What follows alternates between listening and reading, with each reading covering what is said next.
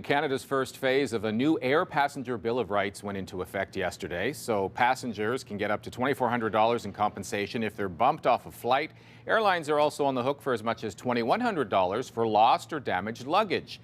However, passenger advocates say the bill doesn't go far enough. To discuss this, we're joined now by air passenger rights advocate Gabor Lukacs, who joins us this morning from Hungary. Good morning. There's not a lot of teeth here, and you Good morning, say Leslie. it really doesn't protect passengers at the end of the day, does it, in your mind? That is exactly the problem. The government is actually duping the public. They pretend that they are conferring new rights, for example, with respect to the baggage, where they are just regifting what we already had, which we had been on the law books for a long time. And in a number of other areas, the government is actually taking away our rights and is trying to sell us as if this was something good for us. Like when you're stuck on a tarmac, the amount of time they're allowed has actually expanded, right? Yeah, that's right.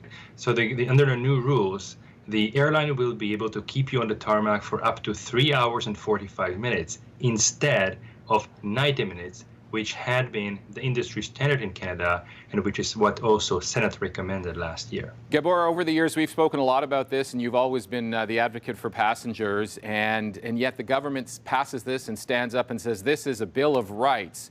What's really going on here in your opinion? For whom? This is a Bill of Rights for the airline. This is an airline protection regulation.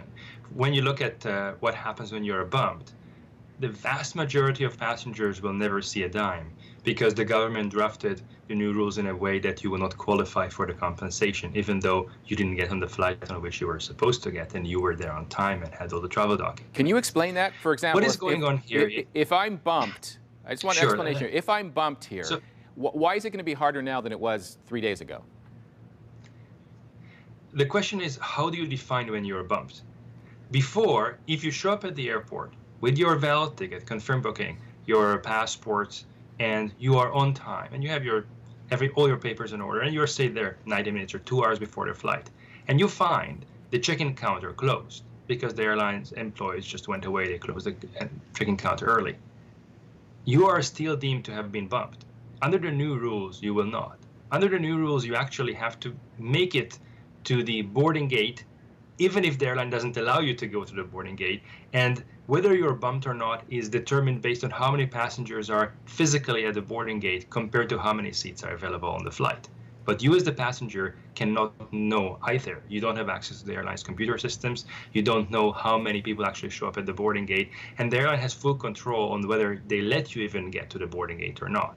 So they created a system where the airline can very easily dodge the obligation to pay compensation.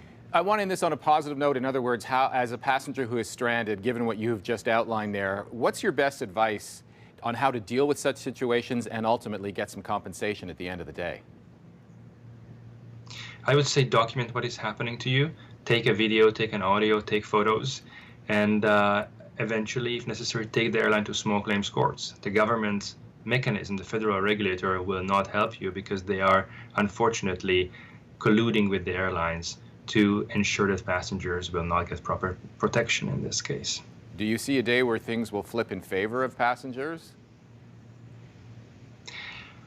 Well, that may take some very strong decisions from the government. The current government seems to be interested in serving the interests of airlines, certain airlines in particular, and not the public interest.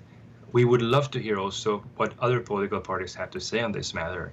What I encourage all Canadians is to approach their candidates in their ridings, all candidates, not just their preferred ones, but every candidate in their riding, and pose to them the same question. How do they propose to fix what the current government has botched?